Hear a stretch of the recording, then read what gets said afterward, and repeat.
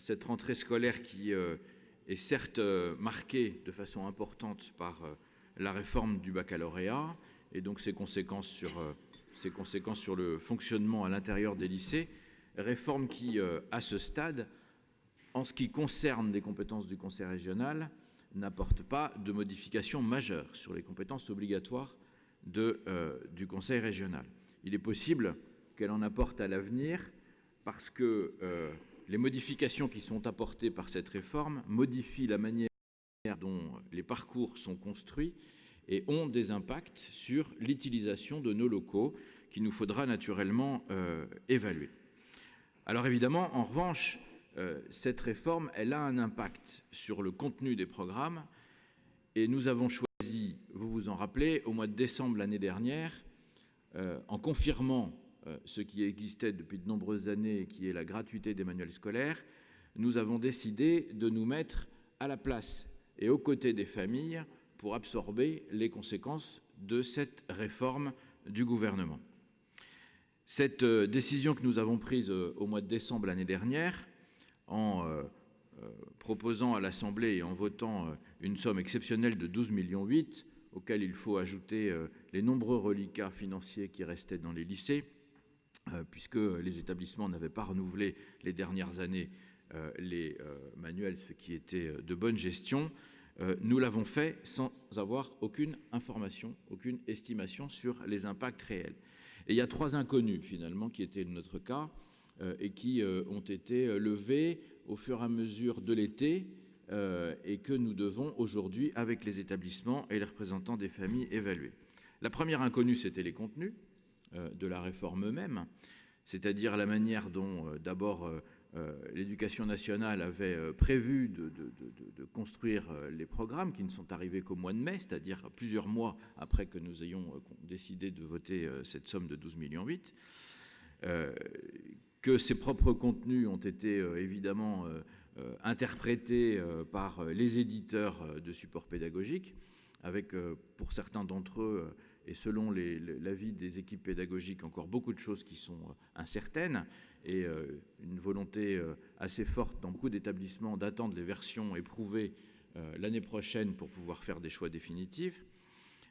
Deuxième inconnu, c'était le nombre nécessaire, puisque la construction même des parcours depuis la réforme fait qu'il y a un choix qui est plus libre de matière à l'intérieur du programme, donc il est impossible, et d'ailleurs probablement d'une année sur l'autre, pour s'assurer d'un besoin de support pédagogique qui soit constant pour certaines matières qui ne sont plus des options, mais des éléments constitutifs du programme. Et enfin, une inconnue que nous avons cette fois-ci souhaité, c'était d'encourager le support numérique des manuels scolaires et de proposer aux établissements de faire eux-mêmes la stratégie. Nous étions d'accord, d'ailleurs, chers collègues, parfaitement en phase sur le fait qu'il fallait laisser aux établissements le choix de la part du numérique et de la part, je regarde Mailleflin, des supports traditionnels. Alors, nous avons dans ce cadre-là réaffirmé la confiance que nous avions avec les établissements, c'est-à-dire bien sûr avec les proviseurs et les gestionnaires, avec également les inspecteurs d'éducation nationale, et puis les différents représentants, familles, CAVL, éditeurs aussi, pour pouvoir accompagner cela. La situation dans les établissements est extrêmement hétérogène aujourd'hui, compte tenu justement des stratégies qui sont portées par les établissements. Nous avons indiqué, et je le redis ici, que nous étions disposés à accompagner en complément, en fonction des besoins, la mise en œuvre de cette gratuité des manuels scolaires. À ce stade, nous avons aujourd'hui 2 injonctions contradictoires qui sont il est possible que dans certains cas, on ait des besoins complémentaires, mais c'est trop tôt pour vous demander combien, peut-être même si c'est nécessaire, et les établissements ont tendance aujourd'hui à nous demander le report à plus tard de la stratégie retour. Donc c'est un effet direct non évalué de la réforme. Nous en comprenons naturellement les difficultés pour les établissements, pour les familles. Nous avons décidé d'être parfaitement dans l'accompagnement, de porter nous-mêmes finalement les contre-coups de cette réforme, dont je rappelle que si la région n'était pas là, ce seraient les familles elles-mêmes en direct avec les établissements et les équipes pédagogiques qui seraient dans la difficulté. Donc nous avons essayé d'être, et nous le faisons, extrêmement pragmatiques, mais extrêmement ambitieux aussi, de façon à ce qu'au final, ce soit réellement l'intérêt des familles qui soit protégé et défendu. Alors, je voudrais aussi, à l'occasion de cette rentrée, vous donner quelques chiffres, sans faire de longs discours, mais qui illustrent en eux-mêmes la manière dont notre région met tout en œuvre pour assurer la réussite de nos jeunes. D'abord, nous avons accueilli 160 000 lycéens cette année. Et nous avons accueilli 160 000 lycéens avec, et j'en suis très fier et j'en remercie les équipes, avec 0 modulaire posé en urgence pour répondre à la démographie. Je le dis avec une certaine solennité, puisque quand hier nous entendions les uns ou les autres nous dire anticipez, voilà, faites des estimations à 10 ans, des stratégies à 10 ans, ça ne se fait pas. Ben oui, les stratégies à 10 ans, elles n'existaient pas, vous en rappelez, puisqu'en 2013, il y avait une erreur d'estimation à 10 ans de 10 000 lycéens. Aujourd'hui, nous avons pu avancer dans la sérénité sur ce point-là, et donc je suis très fier de ce zéro modulaire posé en urgence pour répondre à la démographie. Autre chiffre, 369, c'est le nombre d'opérations en cours de la stratégie d'investissement dans les lycées. C'est un chiffre qui est énorme. Il y a 150, c'est-à-dire presque la moitié de ces opérations qui sont construites lancées depuis la décision que nous avons prise de la stratégie d'investissement dans les lycées. Ce chiffre, à lui seul, montre l'attention que nous portons, et que notre présidente porte en particulier, à ce que l'essentiel de l'engagement financier de notre région ne soit pas consacré ou happé par le besoin de la réponse à la démographie dans les 2 départements qui aujourd'hui sont le plus soumis à des tensions, c'est-à-dire la Loire-Atlantique et la Vendée. Les opérations se font partout, elles ont d'ailleurs tendance à se faire plus vite dans les anciens lycées, ce qui est d'ailleurs normal puisque c'est plus rapide d'agrandir que de construire un lycée neuf. Autre chiffre, 85, c'est le nombre de postes titulaires d'agents régionaux créés depuis 2018. Je donne ce chiffre parce que nous avions annoncé, mon cher collègue Laurent Dejoie, 70, que la réalité de l'accompagnement et du travail au plus fin fait par les équipes de la RH, et la décision que nous avons prise sous l'autorité de Laurent Dejoie est de porter ce nombre à 85, ce qui est quand même la preuve aussi d'un accompagnement pour arriver à une gestion sereine de nos ressources humaines, et je m'en réjouis beaucoup.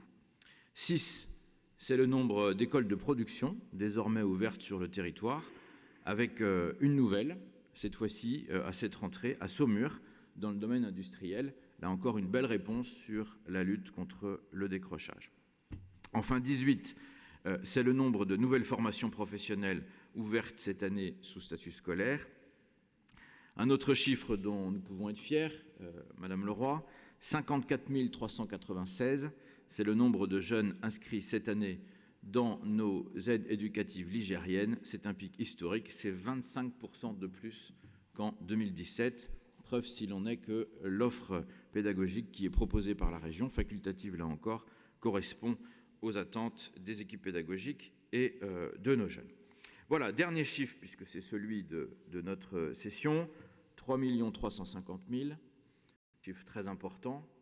C'est la trajectoire que nous vous proposons au vote tout à l'heure, permettant d'accompagner le fonctionnement des lycées publics dans le cadre de la dotation que nous leur devons, dotation cette fois-ci obligatoire. Ces 3 350 000 doivent être mis en comparaison aussi des 3 millions supplémentaires de la même trajectoire pour les lycées privés, tordant le cou, j'espère définitivement, l'idée selon laquelle on aurait puisé dans les dotations du public pour aller donner au privé. L'ambition de la région est d'accompagner tous les réseaux de façon à ce que nous soyons les uns et les autres en capacité d'accueillir au mieux l'ensemble de nos lycéens.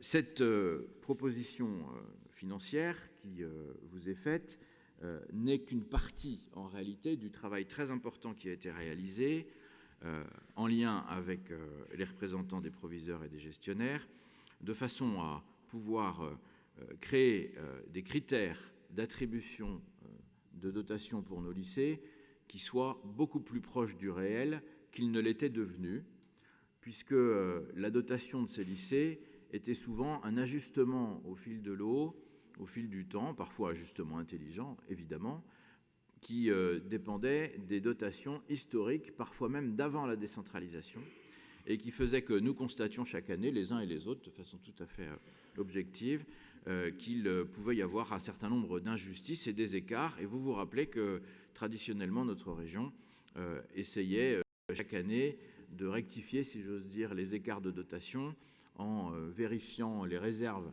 en fin d'année dans chacun des établissements et de sorte de répartir auprès des plus démunis de l'argent qui venait de les lycées qui n'étaient plus à l'aise, ce qui crée parfois un sentiment d'injustice, puisque certains lycées avaient une mode de gestion qui permettait d'améliorer leur dotation par des recettes complémentaires et donc du coup d'améliorer d'une certaine manière leurs résultats. Et donc les uns et les autres étaient en attente de critères plus objectifs. Ce travail a été fait, il a duré presque 3 ans. Nous allons maintenant le démarrer sur les lycées agricoles. Il nous permet d'avoir une vision qui soit beaucoup plus près du réel.